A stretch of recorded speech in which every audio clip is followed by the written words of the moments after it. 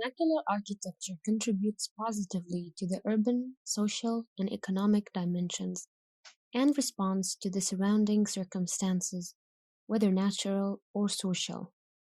Therefore, it can notify us about people's way of living, habits, and traditions.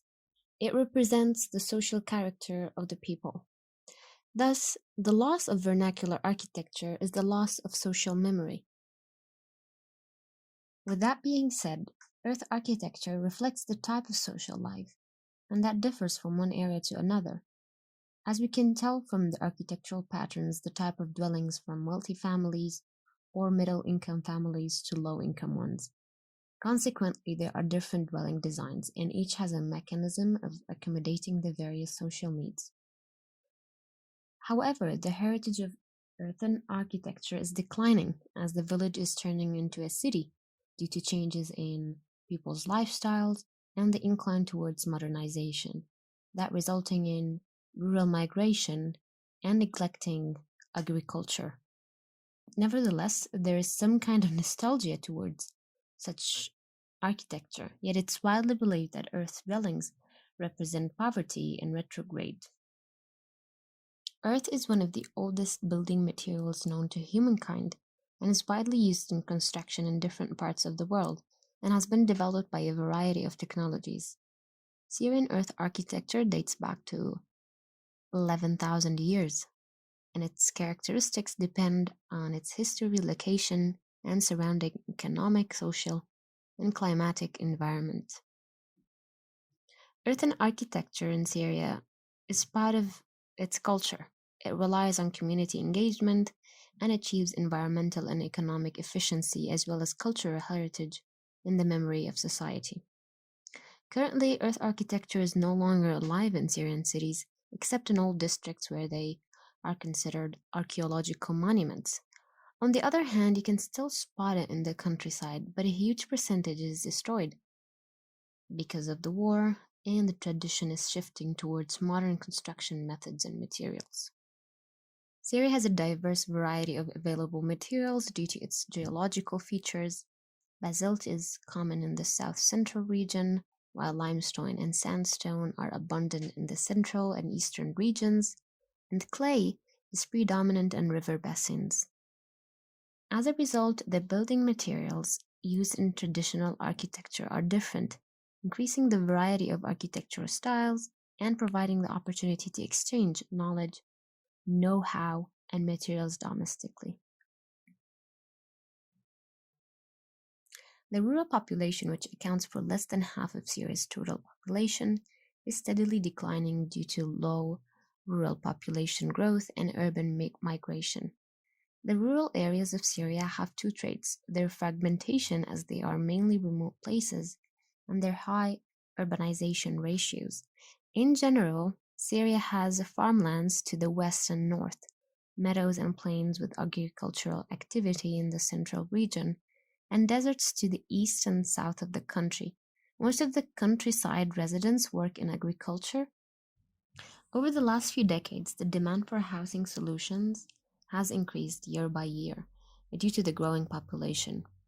Most locals rely on reinforced concrete and cement blocks to build their homes, and such projects are primarily funded by the government. Loans are repaid to the state with interests, and monthly loan repayments typically consume 50 to 60% of the debtor's income. However, rising prices for steel and fossil fuels have made the cost of building a home in rural areas exorbitant for low-income earners. Other challenges can face earth architecture in the countryside, such as poor planning of villages and pre-designed process that results in the lack of basic elements of public facilities and infrastructure. The rural dwelling, despite its shape, has basic elements that differentiate it from the city dwelling. These elements are connected to the rural lifestyle that revolves around agriculture, raising livestock. Thus, houses have three main spaces: the human space, the animal space, and the food storage space.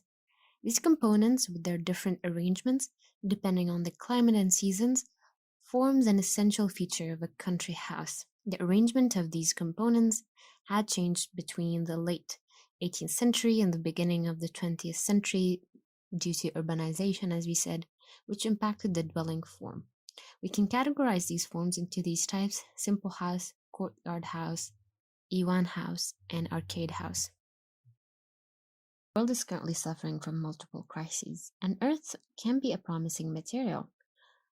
Industrialized countries are searching for alternatives to the building industry practices, which are accounting in overexploitation of not renewable resources and a continuous increase of the energetic bill for the production of the building materials they're using construction and for the comfort management, such as heating and air conditioning. We also need to discuss issues related to cultural identity, architectural and landscaping transculturation, and our history, where recently the cultural values of the architectural heritage have received attention for the promotion of its presence and creation of a sense of history and identity. Perhaps a vernacular architecture has the ability to respect the cultural identity of a place through the continuity of local and traditional housing solutions, while having the ability to incorporate contemporary requirements. Earth is available almost anywhere, and its environmental benefits are worth trying to reconsider it in construction areas, especially rural ones, where it meets the requirements of all social segments.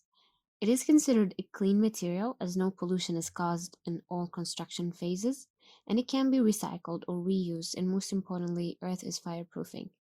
People of all ages can participate in the construction process. This promotes social cohesion, provides employment opportunity as well for ordinary block masons or non-skilled labor. In general, community engagement refers to the participation of people in the construction and rehabilitation process, in particular to accepting and promoting these projects. Several proposals address the need to develop a participatory scientific strategy in which earth architecture is integrated with economic, environmental, and cultural objectives, including raising awareness of this architectural heritage and building capacities to develop to develop it. This requires establishing specialized institutions about the role of earth architecture, holding exhibitions and lectures.